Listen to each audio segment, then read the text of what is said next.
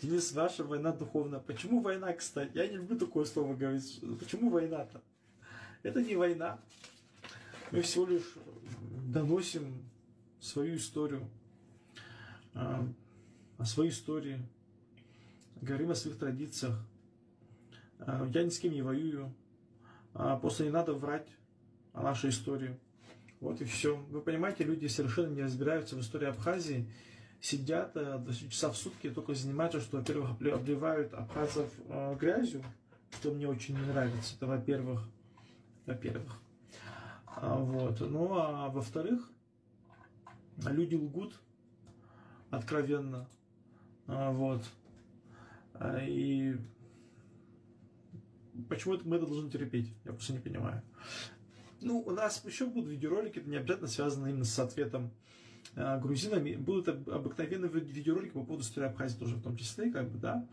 Ну, конечно, есть еще, вот я для себя уже выделил несколько видеороликов, на которых надо сделать ответ. Потому что это откровенное вранье.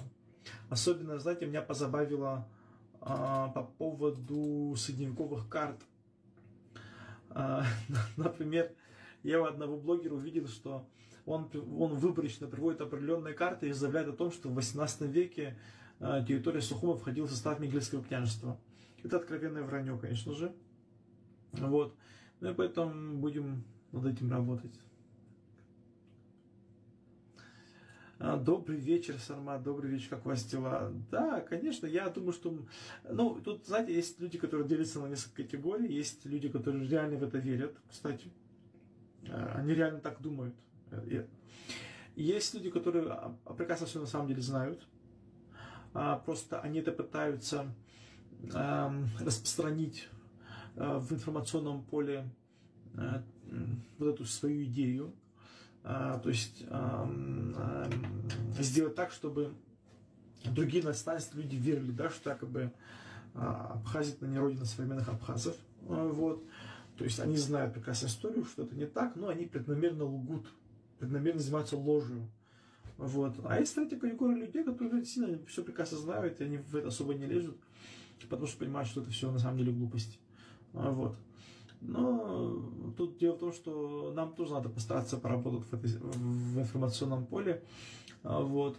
Мне просто не нравится то, что происходит, и я никого не позволю заниматься, по крайней мере, если вот касается нашей истории, я насколько смогу, насколько у меня будет возможность и сил, потому что это все время, а у меня не есть время, и я это так не оставлю. Зря грузины занимаются такой фигней. Вот. Ну, а потом, знаете, иногда нужно грамотно оставлять ловушки, чтобы не в эти ловушки попадались, как попался Млханской инцурации. Если вы смотрели мое последнее видео. Вот. Они просто не понимают, что мы читаем оригиналы. Вот. Так. Так, кто-то просится в эфир.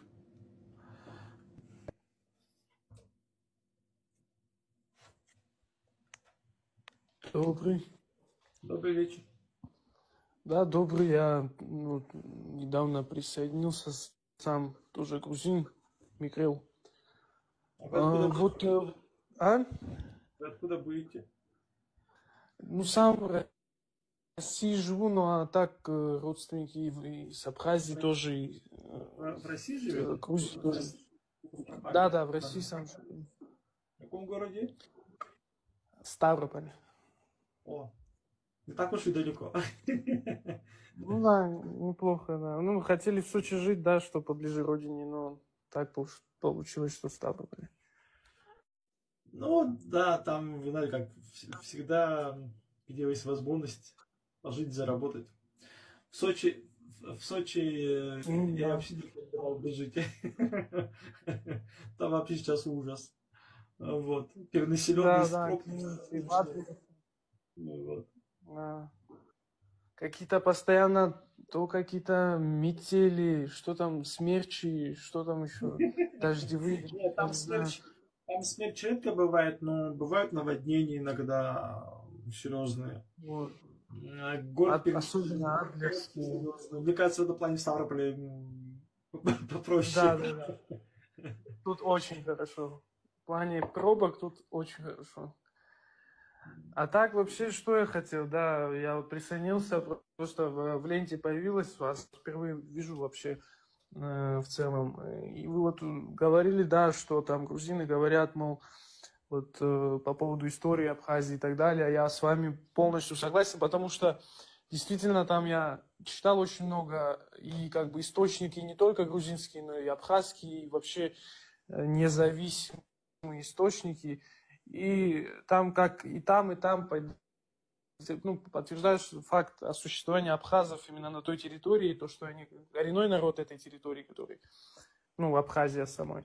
Просто грузины не понимают вот чего, что у них была какие-то определенные периоды времени общая история с абхазами, да, то есть там в каком веке, что объединенная Грузия 11 там, век, что там некоторые другие периоды, когда Абхазия отсоединялась, она уже свою историю имела, когда вместе с Грузией была там Ну, вот Абхазия. был период, когда Мигрели захватила Восточную Абхазию, и на картах это видно даже, что часть Абхазии входила в состав Мигрельского княжества. Ну, это такое явление, то мы Абхаз захватывали, то Мигрел что-то там захватывали. Да, да. Межфеодальные войны. Так что это такая вещь на самом деле. Мы же, вы понимаете, я как вообще, я хочу сказать, что на самом деле в Абхазии, в научной среде, я сам как бы, да, сама историю, в научной среде на самом деле никто в Абхазии ничего не отрицает. В том плане, что когда у нас были общие цари, это факт. Никто в Абхазии не отрицает, что когда-то часть Абхазии, современной Абхазии входила в состав Венгерского княжества. Но ведь это было в результате экспансии, это деяние, да.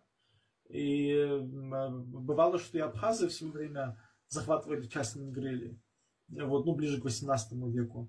Например, один из абхазских князей провозгласил себя правителем Мингрели.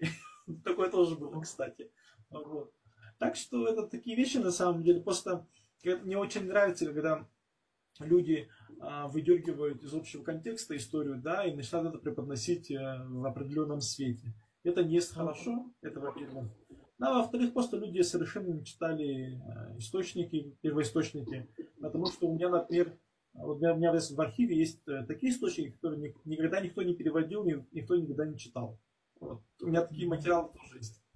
Поэтому, как бы, когда некоторые заявляют, что мы здесь не коренные, это откровенная глупость, потому что в науке это даже не обсуждается. Это несерьезно.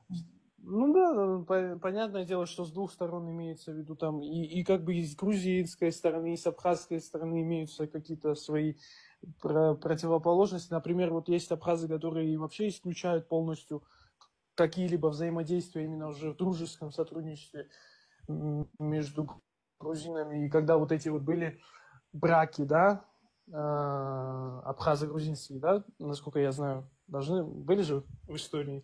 Вот. Они там это исключают. Грузины вообще говорят, что абхазы это грузины якобы.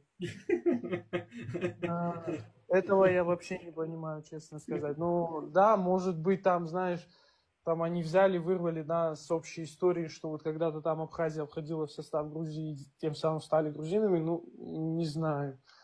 А так вообще, хотя бы лингвистически, они бы посмотрели, как абхазы отличаются кардинально от грузин, хотя бы в этом, ладно, в генетическом фонде. Может быть, они родственны каким-то образом, ну, может быть, в процентном соотношении каком-то. Но чтобы говорить абхазы, что грузины, это, конечно, глупость для меня. Ну, хотя я сам грузином являюсь. Просто я учился в российской школе и историю изучал тоже независимо ни от кого. Мои как бы родственники, родители тоже придерживаются моего мнения. Ну, точнее, я их мнение послушал, как бы потом сам свой вывод. И... Вот знаешь, что касается по поводу мигрелов, мигрелы все-таки это соседний народ с абхазами. Вот, и поэтому мигрелы всегда знают, кто такие абхазы. Намного лучше, чем грузины, скажем так, которые там жили в Кахете. Потому что особенно абхазские мигрелы, которые в Абхазии. Между Абхазией и картлицами, да, грузинами еще жили мигрелы. Поэтому, как бы, если кто и знает, кто такие настоящие абхазы, и что вообще себя абхазы поставят, точно мигрелы. Вот. Вот. Ну, Так, единственное, кстати, вот вопрос. Ага, да-да-да. надо Да, говорить. перебил случайно. Да, я по поводу вот вопроса мигрейского, насчет мигрейского вопроса именно в Абхазии. И так как я вообще знаю, я в целом очень часто бываю в Абхазии, каждые полгода я туда постоянно езжу, а именно Ачамчира, Гали и так далее. Я туда приезжаю. Вот единственное, что мне вот, конечно, ну, до сих пор я вопросом за ним, ну, задаюсь.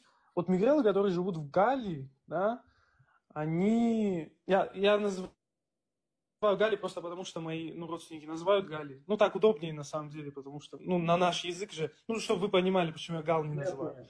Ну, так просто я привык всю жизнь. Как бы там много мигрелов, которые тоже, ну, имеют абхазские корни, допустим, да, и они статус беженцев, да, имеют какой-то там, вот во время там войны, их какие-то там родственники, допустим, в своем поколении переехали, ну, точнее, не переехали, убежали в Грузию во время войны, потом они вернулись в Абхазию после войны, и уже дальше, значит, ну, продолжили жить в Абхазии, там, развиваться и так далее, учить своих там, детей в школу отдавать, да. И потом дети, вырастая, они уже в такой некой мигрело-абхазской культуре уже воспитаются, и они уже как бы ближе больше к абхазам, чем к грузинам. И они, допустим, хотят получить гражданство Абхазии, да. Вот в этом очень глобальная проблема, потому что очень, ну, тут те, кто хотят стать, да, они отказываются от грузинского гражданства, они изучают абхазский язык, абхазскую культуру, историю, но тем не менее паспорт так и не могут получить. Очень много, я очень много. Вот мой родственник. Ну, смотрите, вообще, Вот, это, конечно же, к сожалению, не я решаю. Вот, не мы решаем. Это вопрос к властям Абхазии, если честно. Конечно, я считаю, что те абхазы или те мигрелы абхазского происхождения, которые хотят вернуться, будем так говорить, к своим корням, будем так это называть, если они этого хотят, то, безусловно, я считаю, что им такую надо возможность дать. Они же тоже, есть же, например, я там не знаю, но у меня есть знакомый парень, который выучил абхазский язык, его фамилия Абхазка, но он вырос в Гальском районе, он блестяще владеет мигрельским, грузинским языком тоже, кажется, владеет, не ошибаюсь. Вот, не Званго, случайно? да. Кстати, Не Званго? он получил паспорт абхазский. Званго это мой родственник. Да, я его А, хорошо знаю, кстати. Вот. вот, он как раз, да, он получил. Еле-еле мы Да, боролись прям, чтобы он получил гражданство. Он получил. да, и опять-таки, как тут правильно заметил, с большим трудом. Поэтому это вопрос к нашим чиновникам.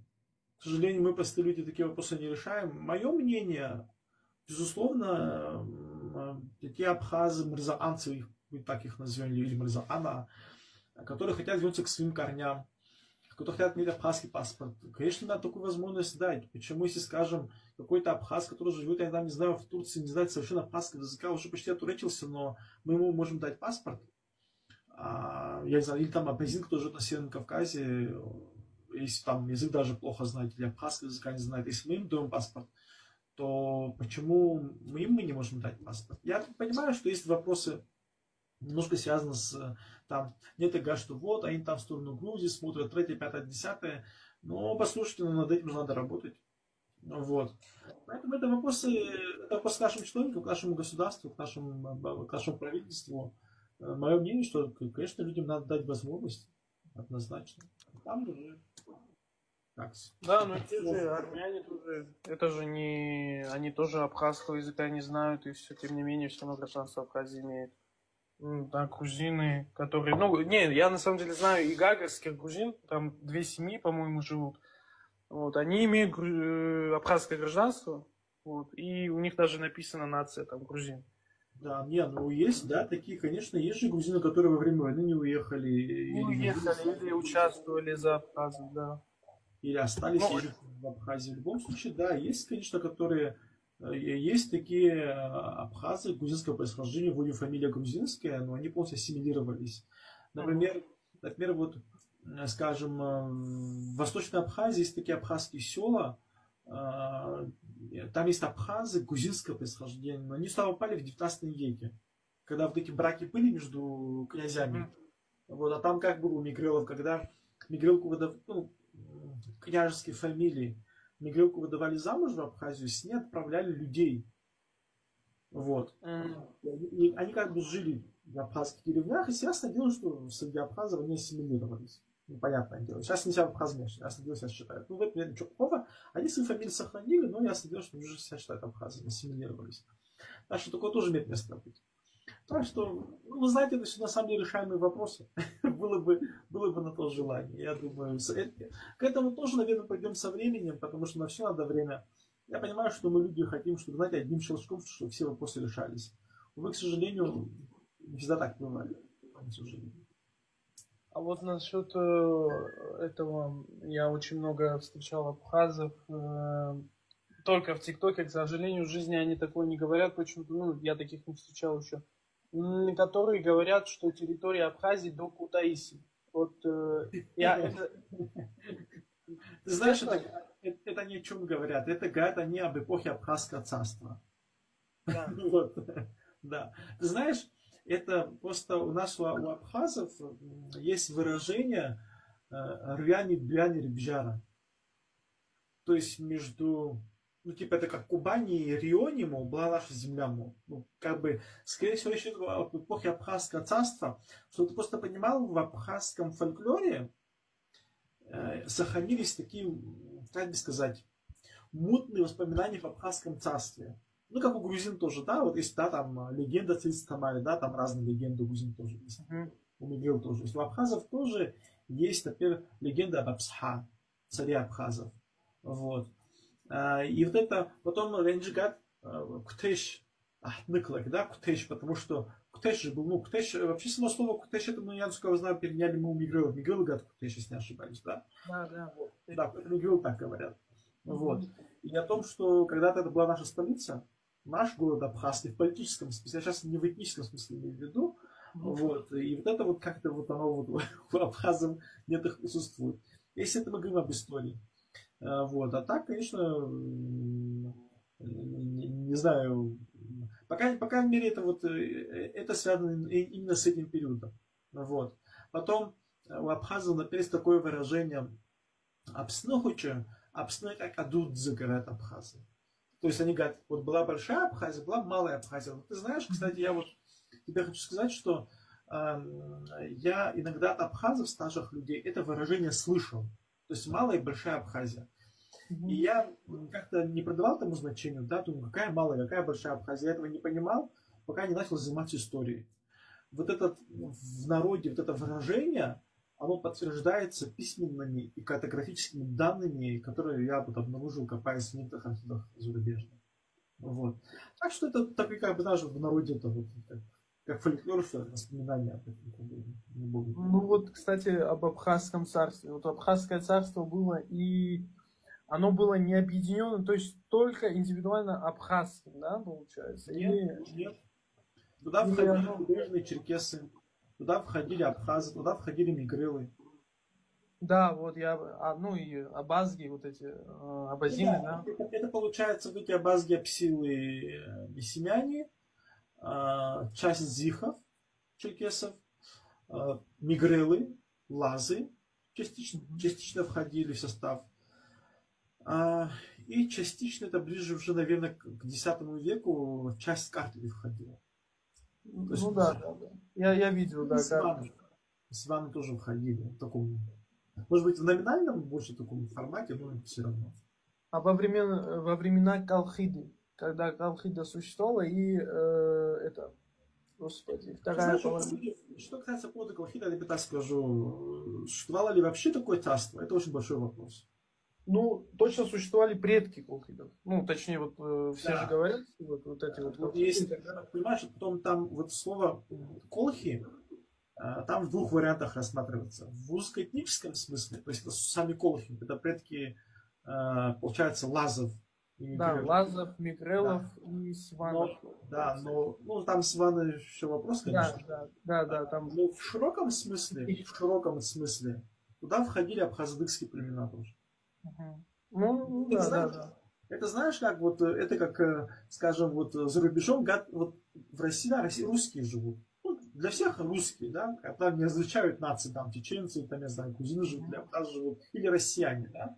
А слово Да-да-да, я понял логику, то есть да. в общем смысле имеется в виду. Но мы же понимаем, что в России же не только одни русские живут, правда? Мгм. Поэтому, поэтому тут слово колохида и колохи нужно воспринимать в двух форматах. В широком смысле, когда оно охватывает и не картельские народы, в узком смысле это, собственно, сами лазы в основном. Но вот если обратить внимание, в основном о лазах говорят, потому что там даже есть источник, где говорится, что лазов раньше называли колохами. Ну да, лазы это, конечно, это наш родственный народ, мигрант сам по себе. У нас язык очень схож Ну с ними. ты же негритский хорошо знаешь. Ну да, да, я просто понимаю, но так говорить, что прям говорить нет. А лазов понимаешь? Хорошо или?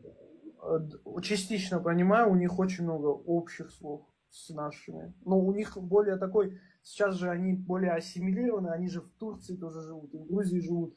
Туркизма, А, наверное, много. Да, да, у них вот такой вот акцент выявляется, такой турецкий уже больше, поэтому их не особо поймешь сейчас.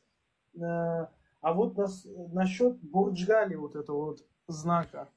Я когда, вот я этим летом был в Абхазии, я что-то проезжал, вот этот Да. есть у вас этнопарк, очень хотел туда пойти, но не получилось. И одна вывеска, по-моему, или плакат, по-моему, была именно этнопарк, реклама этнопарка. И там вот этот Бурдж-Гали был Да. изображен. Вот в вашей истории какое участие принимает вот этот знак? Ты знаешь, Или как? скорее всего, это связано с сельским периодом. Вот обрати внимание, если вот ты, ну, ты ездил в Гал, значит, когда ты выезжаешь из Сухума по левую сторону, где вот начинается улица на наш университет, там стоит остановка там, ракушка. Ага. Работа, Да, да, да, да, работа видел, Церетели. По эскизам видел. Церетели. Советский там еще Да, какой-то. там тоже вот буквально года 3-4, наверное, да, тому назад восстановили эту остановку, и там он тоже изображен. М, Это я не видел, Его но же считают, это же свастика считается. Вот.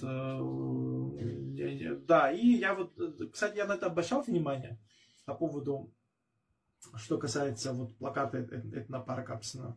Вот. А, не знаю, я как бы, если честно, не занимаюсь этой тематикой, не могу тебе сейчас что-то подробно по этому поводу сказать, если честно. не, ну имеется в Я знаю, виду, что называется Бурджигай, это я знаю. ну, вот, ну, имеется в виду, может быть, этот Бурджгали какое-то вот значение имеет для абхазов, может быть, с колхидских времен, не знаю, может быть, общую историю, поэтому...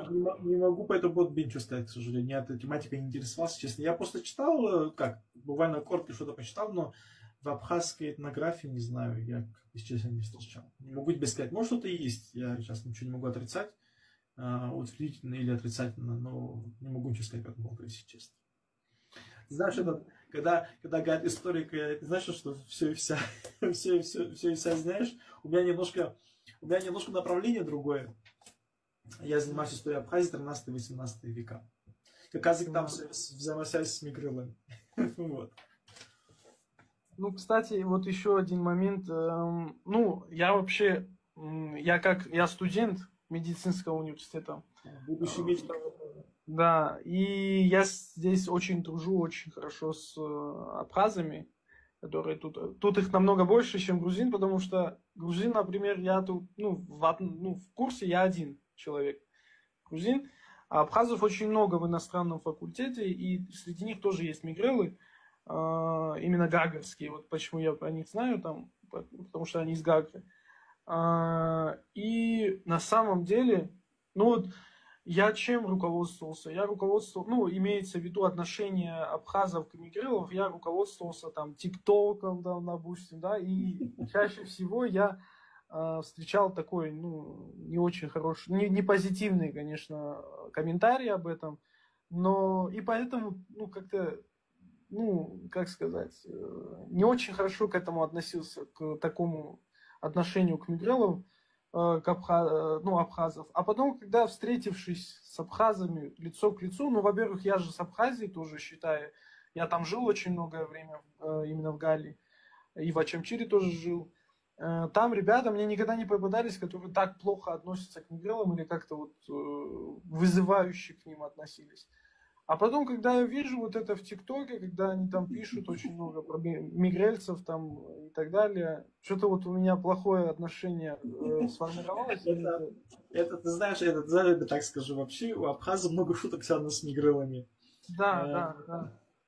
Не, ну ты на это не обижайся, на самом деле, ты знаешь, просто, знаешь, как-то вообще отношения между абхазами и мигрелами, оно всегда было разное, в разные времена и в разные века. Вот, то мигрелы нападали на Абхазию, то абхазы нападали на мигрелов, похищали друг друга, в общем, это еще в позднее средневековье. Потом там всякие шутки по поводу мигрелов. Ну, ты знаешь, это как шутки по поводу рачинцев. Вот. Да, да, да, да, да, да.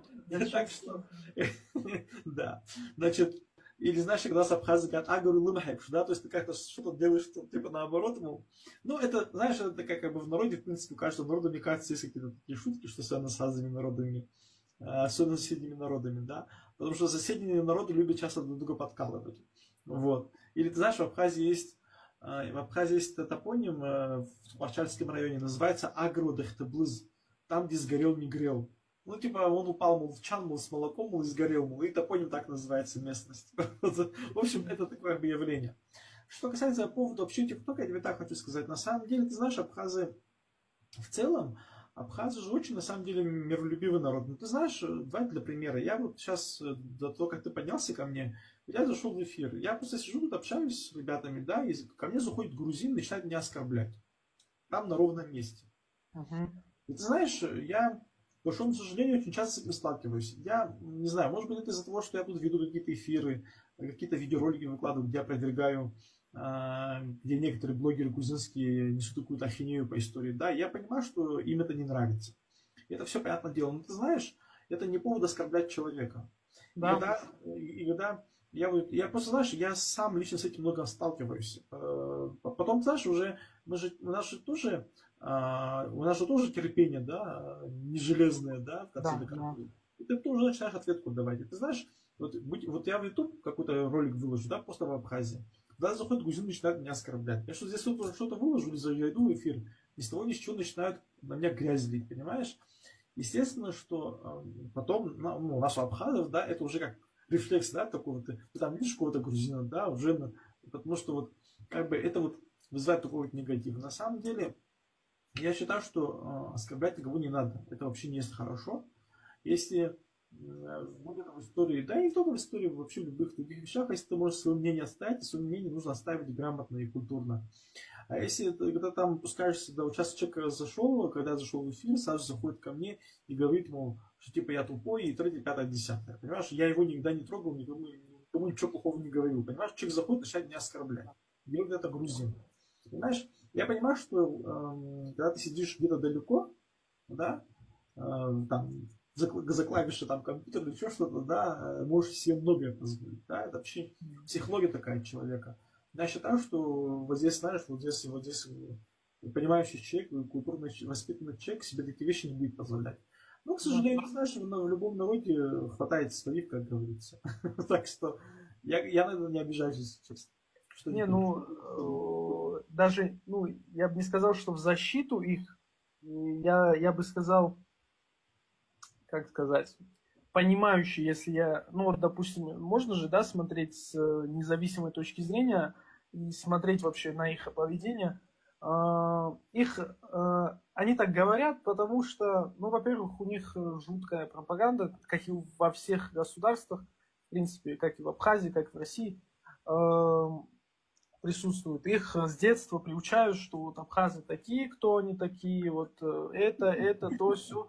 И потом они на этом живут, вот в таком понимании.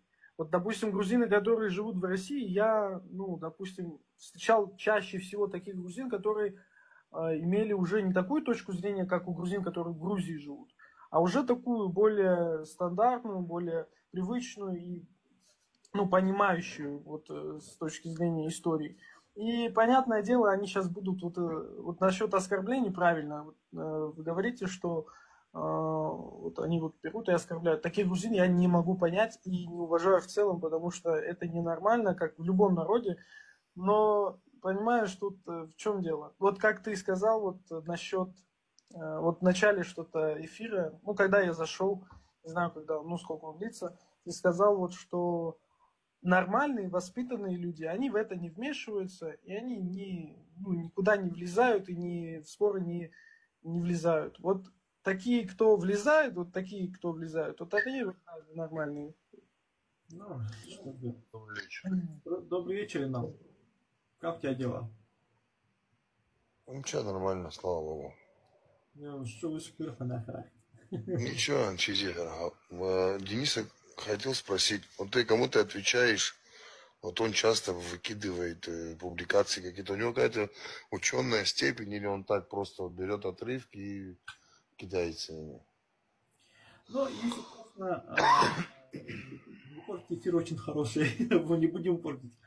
Значит, я не знаю, кто этот человек, но то, что человек занимается откровенным враньем, он сидит целыми днями, строчит по несколько видео, там, я не знаю, в месяц вы там выходите, я не знаю, видео там 10-15, понимаешь? То есть человек этим занимается явно целенаправленно. Вот, но откровенная ложь, ну все это прекрасно понимаем.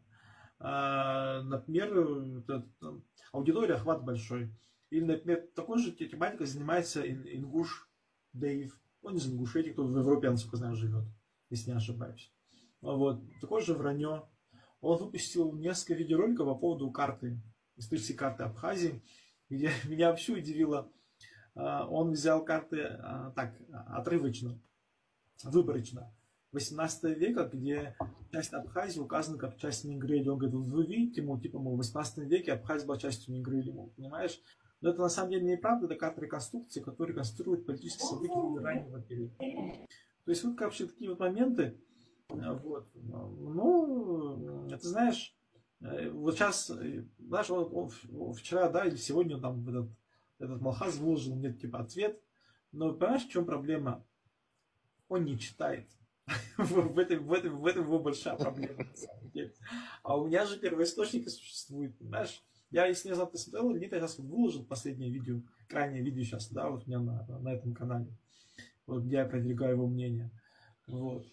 Понимаешь, я вчера или позавчера, да, процитировал последний перевод, значит, из книги Илья Топалова.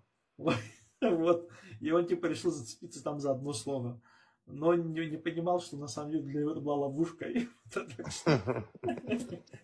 что, знаешь, знаешь, тут вот парень правду сказал, на самом деле нам, абхазам,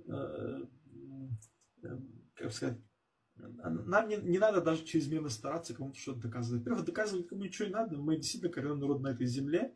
А то, что на нашей земле жили разные другие народы в разные времена, ну, послушай, а что в эпоху, я там не знаю, Древней Греции, что в Абхазии жили греки, что ли? Жили. А что в эпоху Османской империи, что на территории Абхазии разве не жили турки? А что разве нет абхазов турецкого происхождения? А что, разве в этом плане Грузия чем-то отличается? Что в Грузии не, что в Грузии во все века только одни? Вот сейчас, смотри, идет активная, да, вот такая в Грузии самая политика, что Эрдоган потребовал о возврате турков месхетинцев. Как ты вообще на эту ситуацию смотришь? Я не стал бы этому придавать чрезмерное значение, если честно. Я не считаю, что не надо раздувать из муки слона. Ну, сказал, поверьте мне, через месяц в этом все. А если в действительности он начнет принуждать? Никого ничего не будет принуждать. Это, во-первых. Во-вторых, ребят, давайте говорить честно. Эти, когда месхетинцы, когда вы говорите, уже давно себе устроили прекрасную жизнь далеко и за рубежом, далеко за бугром, как говорится. Я что-то сомневаюсь, что они, или какой-то турок месхетинец, кто себя прекрасно живет в Германии, захочет вернуться в Грузию. Ребят, давайте быть реалистами. С Грузии бегут, наоборот, оттуда бегут, если честно. Многие грузины из Грузии что, не уехали, что ли? Уехали, бегут. С 2004 года из Грузии уехало свыше 700 тысяч человек. Ну, потому что... Сколько? 700 тысяч человек уехало. Понимаешь? люди хотят лучше жизни. Ты же не можешь у человека, а потом, мало ли, что Эрдоган говорит, да если только месхинцы сами не хотят возвращаться.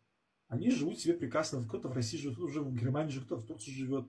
Ты же его за уши не притащишь его обратно в Грузию. Даже я сейчас не стал без этого, если честно, делать какой-то... Ну, я думаю, они прям могут надавить на это, знаешь, чисто политический момент. Другой вопрос, что просто под этим соусом, может быть, они что-то будут у Грузии там что-то требовать. Это другой вопрос. Это, понимаешь, всегда же, это же политика, ребят, всегда есть какая-то ширма. Так что сейчас я... Ну, не просто так он сейчас вспомнил. Я сомневаюсь, что все приезжают по поводу этих только месхетинцев. Я не думаю, что они кому-то там вообще нужны. А сколько их было, подожди, когда они уходили из Грузии? Не могу сказать, если честно, я... По-моему, до 50 тысяч человек было. Не помню, надо смотреть.